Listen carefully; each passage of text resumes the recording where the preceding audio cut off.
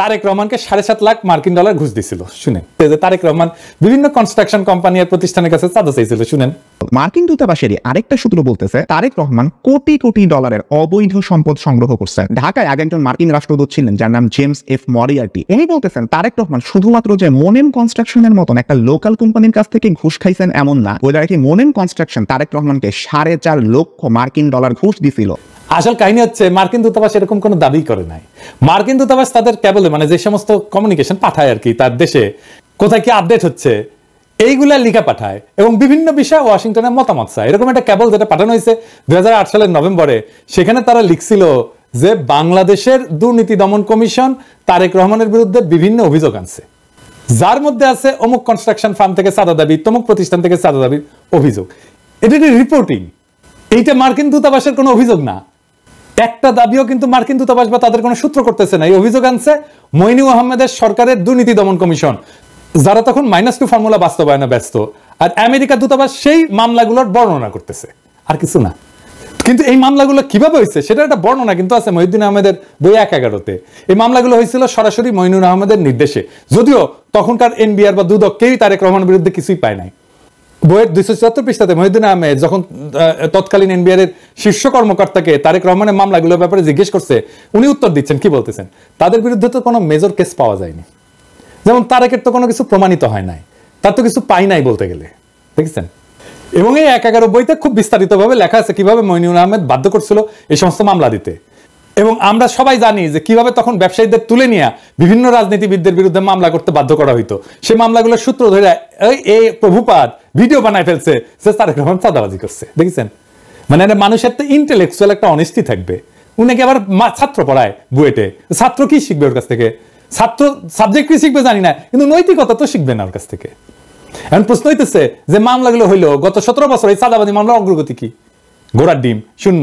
এটা চাঁদাবাজির মামলাও হাসিনা গত 17 বছরে কোনো আদালতে প্রমাণ করতে পারে নাই, এমনকি কোনো বিবাদী এই সমস্ত ভুয়া মামলা চালাইতেও চায় নাই। তো প্রভুবাদ কোথেকে পাইলো এগুলা? দেখেছেন কিরকম জাউরা, কিরকম জাউরা। এনার ভিডিওতে আমিন আহমেদ ভুইয়া নামে এক ব্যবসায়ীর কথা বলছে, যাকে নাকি তারেক রহমান হুমকি দিছিল চাঁদার জন্য। অথচ আমিন আহমেদ ভুইয়া নিজেই দাবি করছে যে তাকে জোর কইরা তারেক রহমানের বিরুদ্ধে মামলা করানো হয়েছিল। এডিটর সাহেব আগে দেখান প্রভুপাত কি কইছে। এই তারেক রহমান আল আমিন কনস্ট্রাকশনের মালিক আমিন আহমেদকে হুমকি দিয়েছেন, তুমি যদি আমাকে $1.5 লক্ষ না দাও তাহলে তোমার কোম্পানি আমি বন্ধ করে দিব। তারপরে দেখান আমিন আহমেদ ভুইয়া কি কইছে। কারণ একটা স্থগিত বিষয় মামলাটি তখন বর্তমানে রাষ্ট্র বনাম তারেক রহমান সাহেব। আমি নিজে যদি উদ্যোগ হয়ে মামলা করতাম তাহলে তো মামলা চালুই থাকতো। আমার যদি উদ্যোগ বা ইচ্ছা থাকতো, আর স্বাভাবিক বিষয়, আমি তার সময় কেন মামলা করতে যাবো? কিন্তু আমার দলের সিনিয়র যুগ্ম মহাসচিব উনি নমিনেশন দিয়ে আমার সাথে রাজনীতি করি।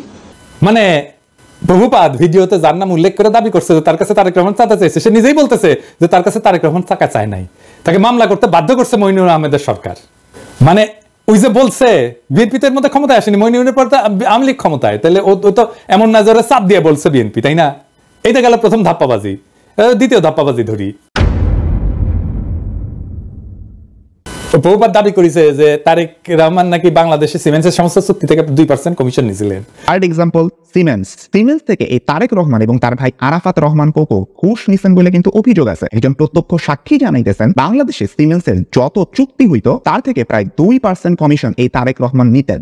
সিমেন্সের বিরুদ্ধে আমেরিকার যে মামলা হয়েছিল সেই মামলা 20 পৃষ্ঠার রায়ে কোন ডকুমেন্টে তারেক রহমান সিমেন্সের কাছে টাকা চাইছে বা তারেক রহমানকে সিমেন্স 1 টাকাও কখনো দিছে এমন কোনো কথার উল্লেখই নাই। এই যে তাহলে এই তথ্য প্রভুপাত কোথায় পেয়েছে?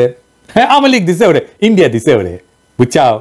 আচ্ছা, এরপরের ঘটনা আর একটা ইন্টারেস্টিং, কারণ এটা থেকে আরো পরিষ্কার হয়ে যাবে যে এই প্রভুপাদের বেসিকই ক্লিয়ার না।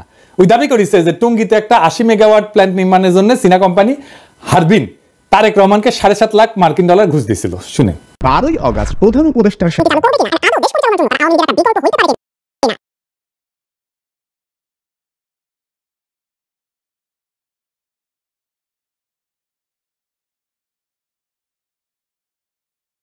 আসল কথা হচ্ছে হারবিন একটা টেন্ডার প্রক্রিয়াতে সর্বনিম্ন বিডার হিসেবে 2002 সালে মনোনীত হয়েছিল।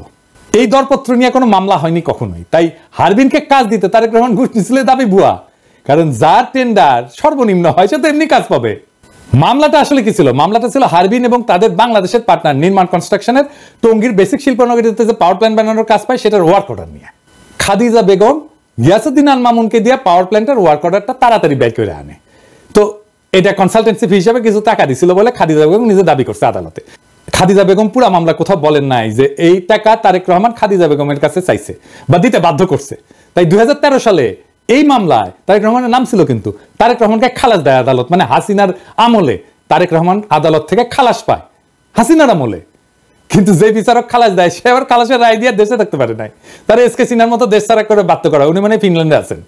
এরপর প্রভুপাত দাবি করেছে যে তারেক রহমান নাকি বসুন্ধরা গ্রুপের কাছ থেকে 21 কোটি টাকা নিয়েছিল একটা মামলার বিচার প্রভাবিত করতে। বসুন্ধরা গ্রুপের মালিকের একজন ছেলে আছে, নাম হচ্ছে শাফিয়াত সোবহান স্থানভীর। ইনি কিন্তু আনভীরেরই ভাই। আর বিরুদ্ধেও একটা খুনের মামলার বিচার প্রভাবিত করতেও তারেক রহমান 21 কোটি টাকা নিয়েছিলেন বলে অভিযোগ আছে। এই গল্পটা তখন ডিজিএফআই বানায় পেপারগুলোকে খাওয়াইছিল, যেটা 2016 সালে ডেইলি স্টারে মাহফুজ আনাম নিজেই স্বীকার করছে। সে বলছে ডিজিএফআই বানানো গল্প ছাপানোতে তার ব্যাড এডিটোরিয়াল জাজমেন্ট ছিল। ভুয়া গল্পটা হাসিনার ইন্ডিয়ার দালাল এনায়েত আজকে ওই জেনজিদের খাওয়াইতে আসছে, তাই না? এই 111 সরকার ইন্ডিয়ার হাতে বাংলাদেশকে তুলে দেয়। এই যে ওই সময় 111 ডিজিএফআই মানে যারা আসলে ইন্ডিয়ার বানানো জিনিস, বানানো তরকারি খাওয়াইছিল, সেই জিনিসটা খাওয়াইতেছে প্রভুপাদ আজকে জেনজিদের। এবার আসেন খাম্বানিয়া মিথ্যাচারের আলাপটা করি। ওই 111 সরকারের সময় খাম্বা দুর্নীতি সহ বিদ্যুৎ খাতের দুর্নীতি তদন্তে ওরিব ইউনিভার্সিটি বুয়েটের সাবেক ভিসি আব্দুল মতিন পাটোয়ারির নেতৃত্বে একটা তদন্ত কমিটি তৈরি করা হয়েছিল। সেই রিপোর্টটা পর্যন্ত এখনো প্রকাশ হয়নি। খোঁজ নিয়ে জানা যায় যে এই সময় 100 কোটি টাকা মূল্যের খুঁটি সংগ্রহ করছে এরকম 4টা প্রতিষ্ঠান ছিল। এর মধ্যে 3টাই ছিল আওয়ামী লীগ সমর্থিত ঠিকাদারি প্রতিষ্ঠান। এই 5 বছরে আরইবির মোট খুঁটির বেশিরভাগ সরবরাহ করে আওয়ামী লীগ সরকারের সমর্থক ব্যবসায়ী কাজী শাহাদ আহমেদের মালিকানাধীন জেনকম গ্রুপের 5টা প্রতিষ্ঠান। এই গ্রুপ একাই 511 কোটি 30 লাখ টাকার কাজ পায়। এছাড়া আওয়ামী লীগ সরকারের সময় আরইবির খুঁটির পুরাটাই যোগান দেয় এই প্রতিষ্ঠান।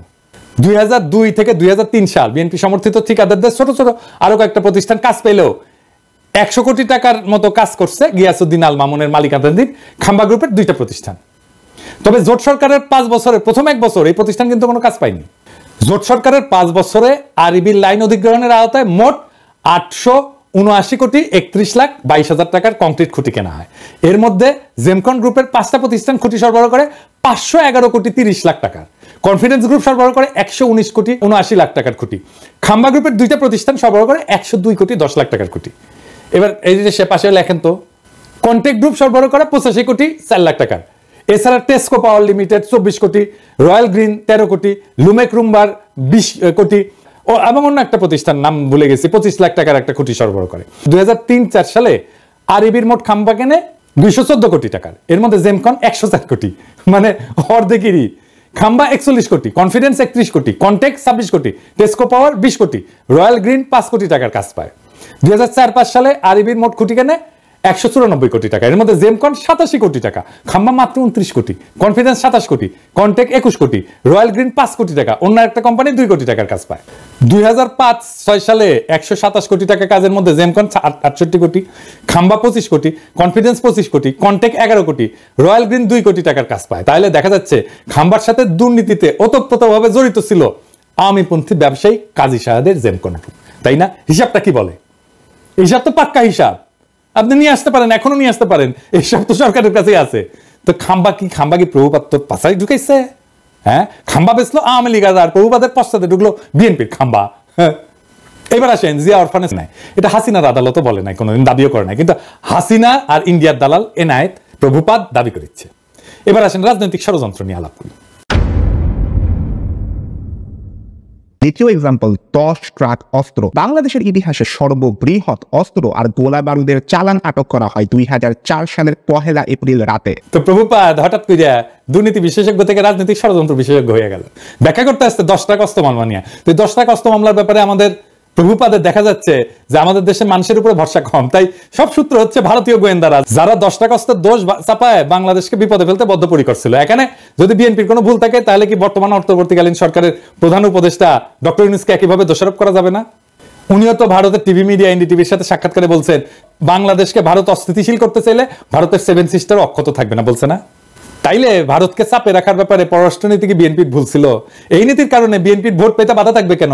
আবার নিজেই বলছে যে বিএনপি ক্ষমতা আঁকড়ে ধরে রাখতে চায়নি, সেটা কি প্রমাণ করে না যে বিএনপি গণতন্ত্র চাইছে বারবার? আমরা এই প্রসঙ্গে পরে আসবো। এরপর সে ব্যাখ্যা করতে গেল 21 আগস্টে গ্রেনেড হামলা। এও দাবি করেছে যে মুফতি হান্নান নাকি 2004 সালে 14 আগস্ট হাওয়া ভবনে বসে পরিকল্পনা করছে। আমরা 21 আগস্ট বোমা হামলা। ডেইলি স্টারের 2009 সালের একটা রিপোর্টের মতে 2004 সালের 14 আগস্ট রাতে হাওয়া ভবনে বসে স্বরাষ্ট্র প্রতিমন্ত্রী বাবর, উপমন্ত্রী পিন্টু সহ জঙ্গি সংগঠন হুজির নেতারা বৈঠক করে শেখ হাসিনাকে গ্রেনেড হামলার মাধ্যমে মেরে ফেলার পরিকল্পনা করে। এইবার একটু মুফতি হান্নানের জবানবন্দিটা দেখি তো। মুফতি হান্নান 21 আগস্টের গ্রেনেড হামলার ব্যাপারে 2টা জবানবন্দি দিয়েছে। প্রথমটা 2007 সালে, যেটার ভিত্তিতে মামলা বিচার শুরু হয়ে গেছিল, কিন্তু সেই জবানবন্দিতে তারেক রহমানের হাওয়া ভবনের নাম নিশানাও ছিল না।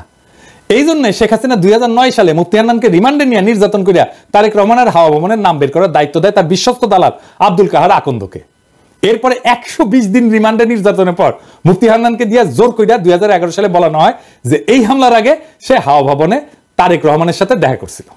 এই জন্য 2024 সালের নির্বাচনে আব্দুল কাহার আকন্দকে হাসিনা নৌকা মার্কা প্রার্থী করে। এই দেখেন, আমি বলবেন যে আপনি বললেই বানোয়াট হয়ে যাবে। আছেন একটা জিনিস দেখি, মজার জিনিস, এটা বানোয়াট কেন? মুফতি হান্নান কবে কত তারিখে হাওয়া ভবনে তারেক রহমানের সাথে দেখা করতে গেছিল সেটা মনে করতে পারে নাই, তাই তার সাক্ষ্যে লেখা ছিল তারিখ এবং সময় মনে পড়ছে না। অথচ হাওয়া ভবনে তার বৈঠক ছাড়া বাকি সমস্ত ঘটনার তারিখ সব বিস্তারিত বর্ণনা করছে মুফতি হান্নান, শুধু হাওয়া ভবনের মিটিংটার তারিখ তার মনে নাই। এখন আসেন একটা আদালত কিভাবে কাজ করে বোঝায়, কারণ হাসিনার আর মোদির ঘেটুপুত্র এনায়েত প্রভুপাদ আবার এগুলো বুঝবে না। আদালতে একটা মামলা যাওয়ার আগে পুলিশ তদন্ত করে সম্ভাব্য দায়ী ব্যক্তিদের নামে চার্জশিট দেয়। এরপর আদালতে চার্জশিট গ্রহণ করে বিচার শুরু করে।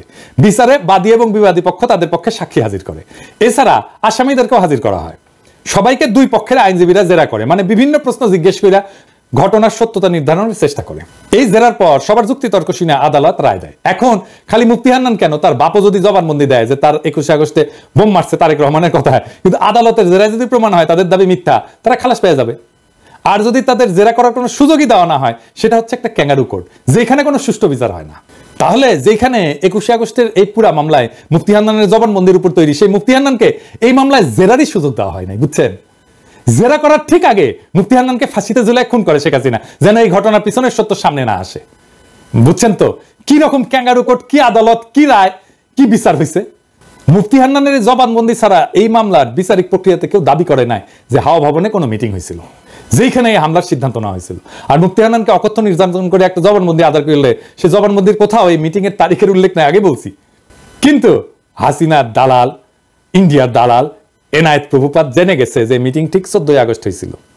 শুনেন, ডেইলি স্টারের 2009 সালের একটা রিপোর্টের মতে 2004 সালের 14 আগস্ট রাতে হাওয়া ভবনে বসে স্বরাষ্ট্র প্রতিমন্ত্রী বাবর, উপমন্ত্রী পিন্টু সহ জঙ্গি সংগঠন হুজির নেতারা বৈঠক করে শেখ হাসিনাকে গ্রেনেড হামলার মাধ্যমে মেরে ফেলার পরিকল্পনা করে। কই পাইছে? প্রমাণ দেখাতে পারবো? ওকে বলবেন প্রমাণ দেখাইতে। মানে যে হামলা করছে সে মনে করতে পারতেছে না কবে হয়েছে মিটিং, আর এনায়েত প্রভুপাদ যাই না বসে আছে। বাবা, কঠিন তালেবর। দেখেছেন, অপরাধী সব জায়গায় তার অপরাধের চিহ্ন রেখা যায়। মিটিং এর তারিখটা এখানে কেন গুরুত্বপূর্ণ এটা বোঝা দরকার। মিটিং এ যারা উপস্থিত ছিল তারা সবাই রাষ্ট্রের গুরুত্বপূর্ণ ব্যক্তি, 2জন এমপি, গোয়েন্দা বাহিনী প্রধান, তারেক রহমান নিজে। তো এত গুরুত্বপূর্ণ মানুষ যাদের প্রত্যেকের সাথে তো অনেক লোক থাকে, তাই না? তাদের এপিএস থাকে, বডিগার্ড থাকে, ড্রাইভার থাকে, আরো অনেক স্টাফ থাকে তাদের সাথে। কিন্তু কেউ কিন্তু একা না, আমাদের মতো না, সাধারণ মানুষ না। তাদের প্রত্যেকটা মিটিং এর শিডিউল থাকে, যেগুলো তার পিএসরা ম্যানেজ করে, এবং অনেকের সাথে মিডিয়ার লোকজনও থাকে তো সার্বক্ষণিক, তাই না? এখানে তো দেখবে কোথায় যাচ্ছে, কি করতেছে, সব জায়গায় মিডিয়ার লোকজন থাকবে। তাই রাষ্ট্রীয় দায়িত্বপ্রাপ্ত কোনো গুরুত্বপূর্ণ ব্যক্তি কোনো নির্দিষ্ট তারিখে মুফতি হান্নানের যদি উল্লেখ করতো, তাহলে বের করে ফেলা যেত যে গুরুত্বপূর্ণ ব্যক্তিরা সেদিন হাওয়া ভবনে ছিলেন না।